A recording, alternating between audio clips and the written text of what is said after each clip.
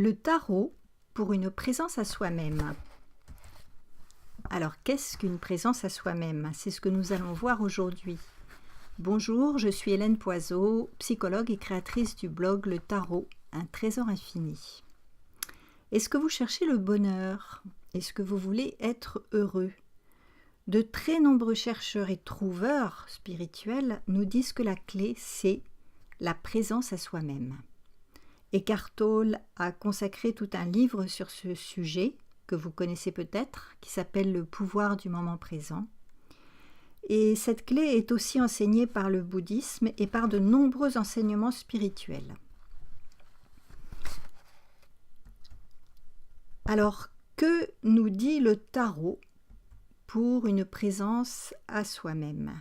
Je vous propose deux couples de deux cartes qui illustrent cette précieuse présence à vous-même. Nous allons voir tout d'abord la papesse. La papesse porte le nombre 2 qui est réceptif et symboliquement féminin. Elle est immobile, silencieuse, elle écoute. Elle écoute en premier lieu son corps, comme l'indique le livre ouvert sur ses genoux, qui est de couleur chair. C'est donc le livre de son corps. Elle est présente au message que lui livre son corps. Elle est pleinement réceptive à son enseignement. Le voile qui est derrière elle lui cache une réalité que peut-être son corps est capable de lui délivrer. Elle sait que son corps sait. Son écoute, sa patience, son silence lui permettent d'accéder à une connaissance. C'est une méditante. Elle est présente à elle-même par l'intermédiaire des sensations et des messages de son corps. Le pendu porte lui aussi le nombre 2 qui est précédé du 10. Le battleur, après un cycle, revient à la réceptivité du 2. Il s'expose volontairement dans la position du pendule qui lui permet d'approcher la réalité vibratoire du monde. Il a laissé les distractions pour se mettre à l'écoute d'une réalité plus subtile que celle de son corps. Il développe son intuition. Il est pleinement présent à lui-même et à sa réalité vibratoire dans la non-action. Il s'abandonne à sa nouvelle perception du monde. Nous allons voir maintenant deux autres qui sont la justice et l'ermite. La justice est très présente. Elle fait face. Son attention est cette fois partagée entre ce qu'elle sent à l'intérieur d'elle-même et les deux objets qu'elle porte, sa balance et son épée.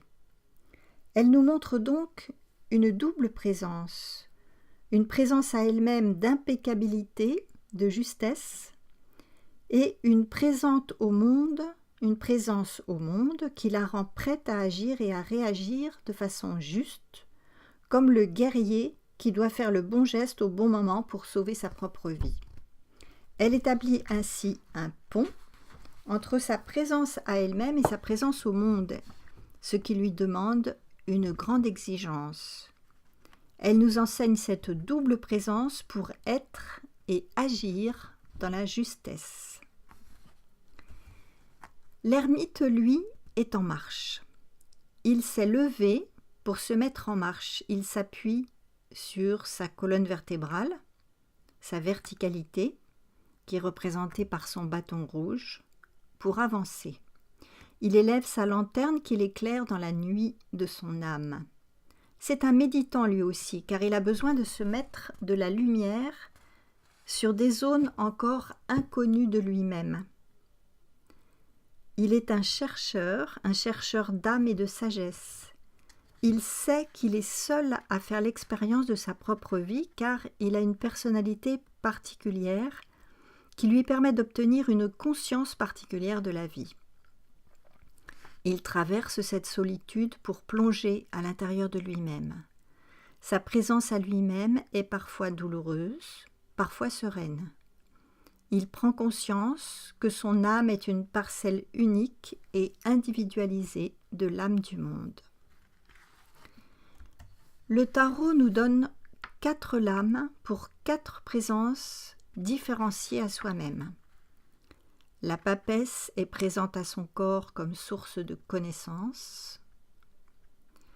Le pendu est présent à sa nouvelle perception vibratoire de lui-même et du monde. La justice est présente à elle-même et présente au monde. L'ermite est présent à son âme unique et particulière. Je vous invite à expérimenter ces 4 présences à vous-même en compagnie de ces 4 lames, la papesse, le pendu, la justice et l'ermite. Je vous remercie de votre écoute et si vous ne vous êtes pas encore abonné à ma chaîne, pensez-y. Je vous dis à très bientôt.